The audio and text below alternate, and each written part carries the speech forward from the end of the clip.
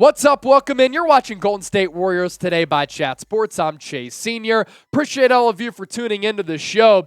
Let's begin with this report coming out just recently from Mark J. Spears of ESPN that the Golden State Warriors are receiving calls about a potential Jordan Poole trade. Now, it's important to decipher this, and it's important how you decipher this. This does not mean that Golden State is willingly shopping Jordan Poole. What this means is that teams are calling about Jordan Poole and inquiring about his availability.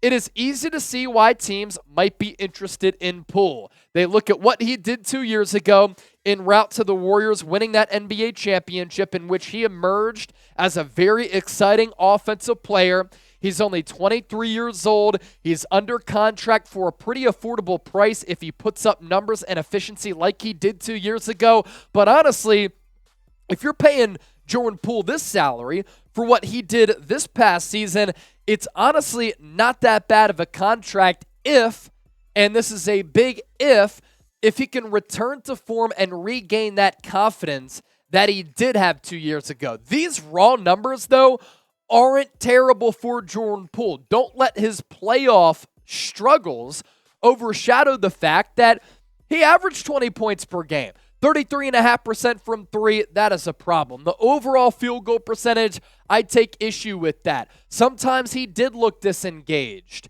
The whole fight with Draymond Green prior to the year, it's not a great look. But you know what teams are desperate for across the NBA? A guard or a wing who can put the biscuit in the basket and find twine from all three levels. And that's what Poole is able to do.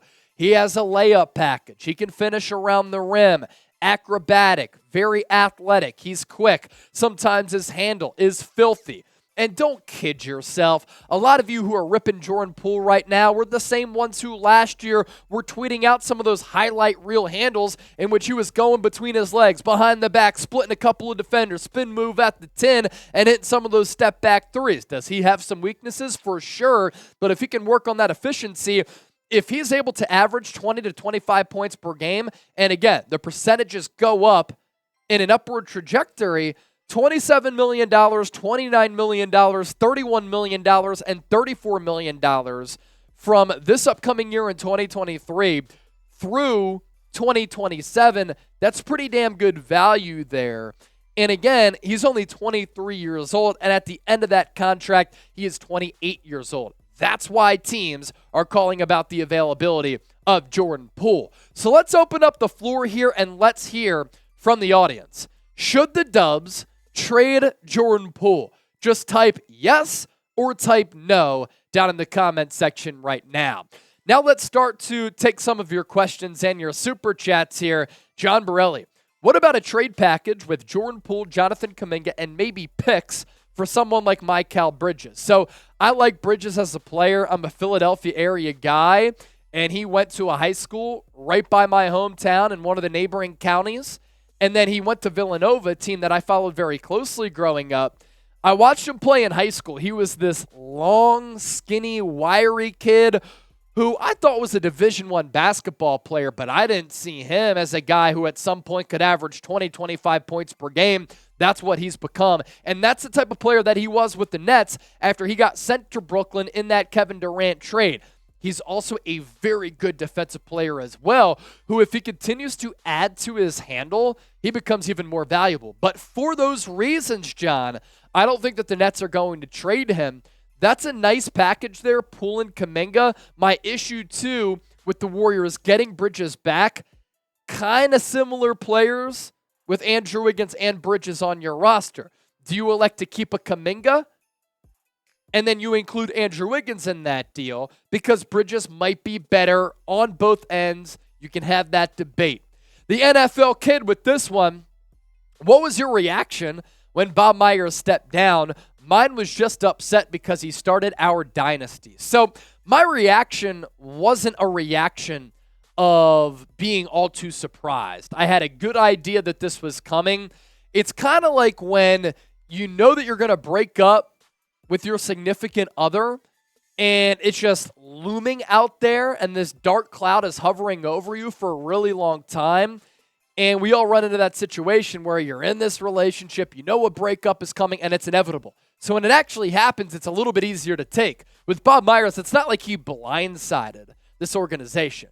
You knew it was happening, and it did happen, but you were able to prepare yourself for it. Now, I think that Bob Myers is one of the best executives that basketball has ever seen.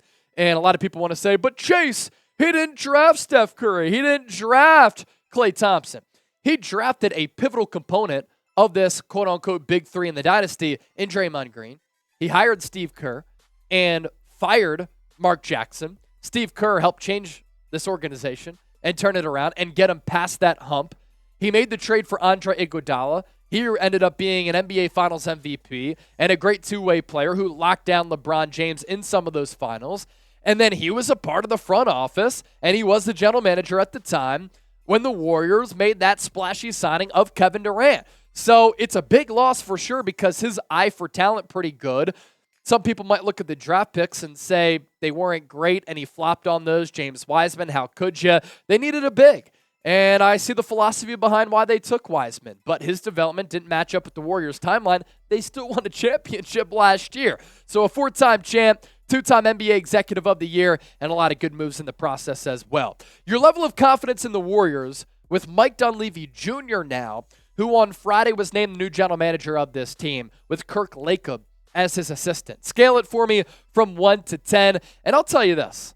There could be some trades that happen this offseason. There could be some signings, right? And there will be signings. Inevitably, we're going to talk about every single move that the Warriors make right here on Golden State Warriors Today.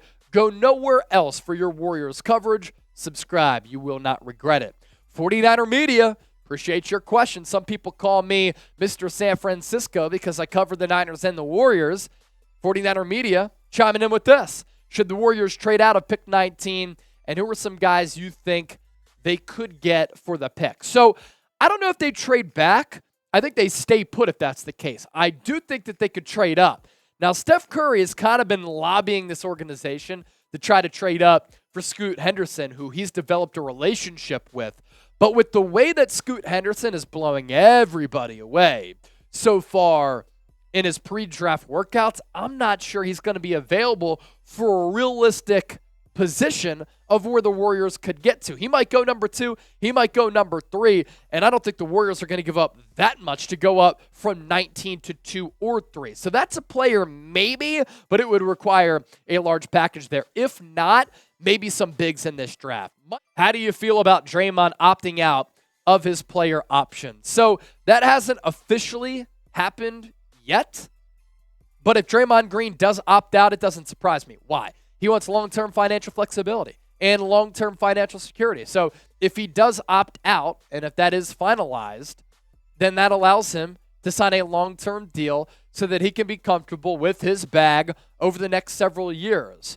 So if he opts in, it's only a 1-year contract. So if you opt out knowing that the Warriors might sign you to a long-term contract extension, it just makes more sense for him from a business standpoint. Quincy Waldron.